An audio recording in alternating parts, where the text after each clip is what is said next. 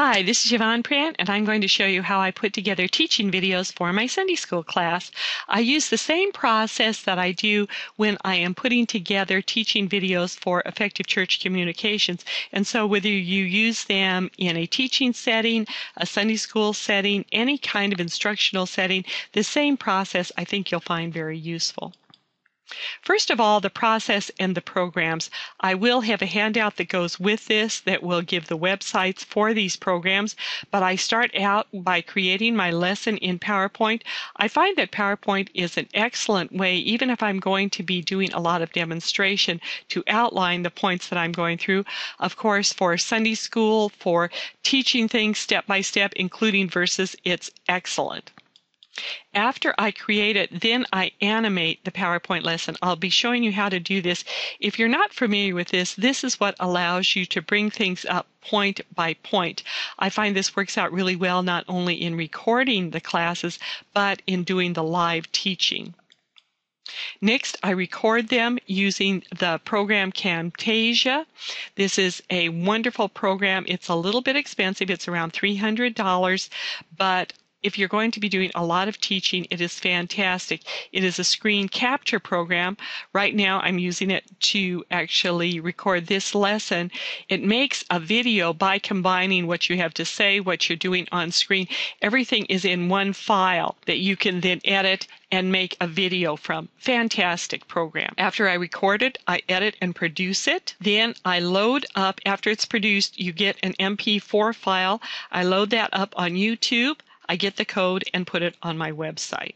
Okay, so let's demonstrate some of these steps. Here we are in PowerPoint, and as you can see, I have outlined my lesson here.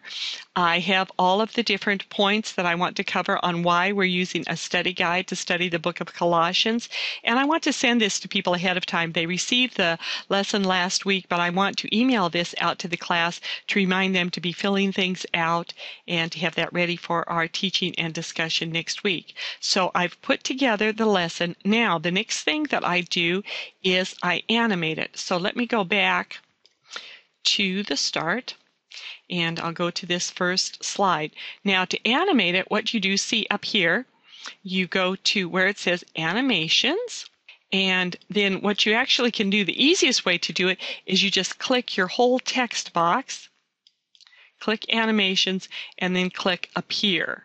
And then the little numbers 1 and 2 will come up. And what that says is that that's the order they're going to come up when you click on them.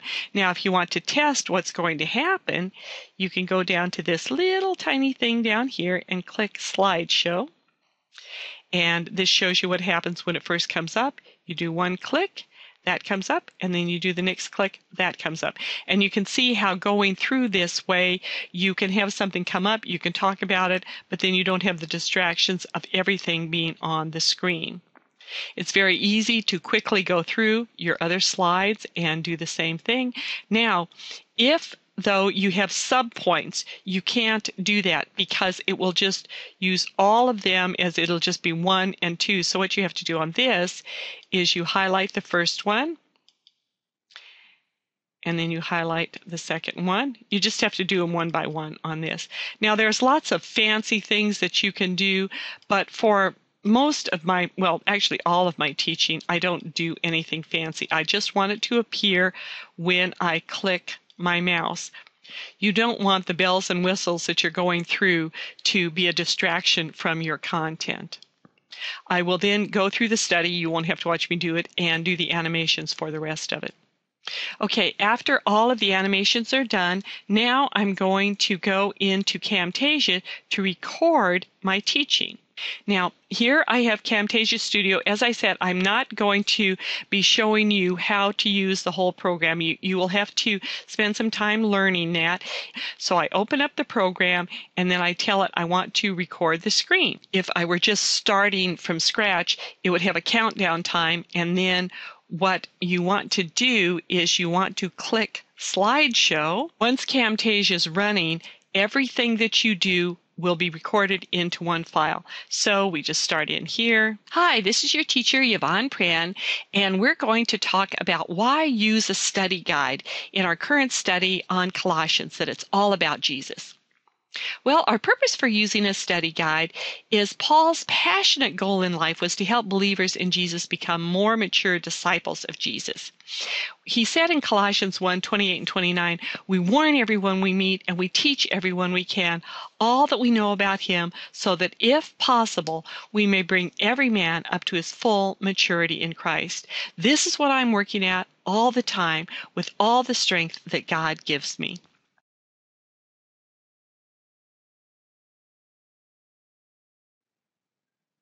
Okay, here we are in Camtasia, and as you can see, I saved it when I click the little button to make it quit, and the program tells you how to do that. This is what comes up. I tell it what size I want the video to be. As you can see, this is what is recommended for YouTube and HD. So I click that. Click OK. Now what I'm going to do is I'm going to edit it. First of all, I get rid of all these little squares. These are the keyframes that are supposed to zoom in, and I don't like what they do. So I'm going to get rid of that, and it says yes. And then now what we do is we go through and we edit the video. Now what you do, I don't know if you'll be able to hear this, you just hit play and you can hear the different things. And basically all you do, and as you can see, there are empty spaces throughout here. Sometimes I don't exactly know what I'm going to say next, so you can just select that and cut it out. Sometimes too, I don't like what I've said, so I will repeat myself and do whatever I need to do on that. Once again, you need to learn how to do this really through learning the Camtasia program, but it's not difficult to do. Basically, you just go along, cut out what you don't like. And after you've used the program a few times, you'll get very comfortable with doing that. So after you go through and do all of that, after you've gone through and done all the editing you want to do, then you can produce and share it. And as you can see, they have these preset things based on the size, and that we said that we wanted to do it for the web. It came up and it told us, the size it's going to be, this is what's going to be the end result. We click next and then we give it a title. And then basically you finish it and it renders it. After it does that, I'll be back and show you what to do with that. After Camtasia's produced your video, it will put it into a little file, and you just want to make sure that you know the location of your MP4 file. That is the file that you want to upload on to YouTube. Okay, then you go to your channel and you upload your video from that. You just click on your video, the MP4 file, hit open, and it will upload it. And here you can fill out additional information. You can just fill in some basic information there. We are going to make it nonprofits, it's public, and in just a few minutes, YouTube will be done doing all the little things they do with it. Once YouTube is done uploading things, you can select a thumbnail. Now, I don't really like their choice of them. That's just kind of how it is right now. So we're going to save the changes. And then you go up to where it says your video will be live here. And you see here how you can share the video. And what I'm going to do, I'm going to select the embed code. You just copy that, and I like to save and paste it so that I have a copy of it. Then we're going to go to the Sunday School Classes website.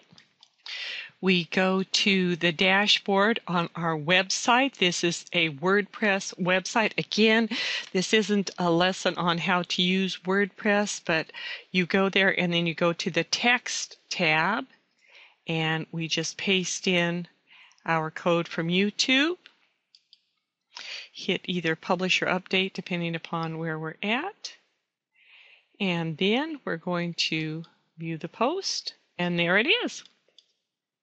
So that's all that we have to do to get a video created, produced, and loaded up onto our website.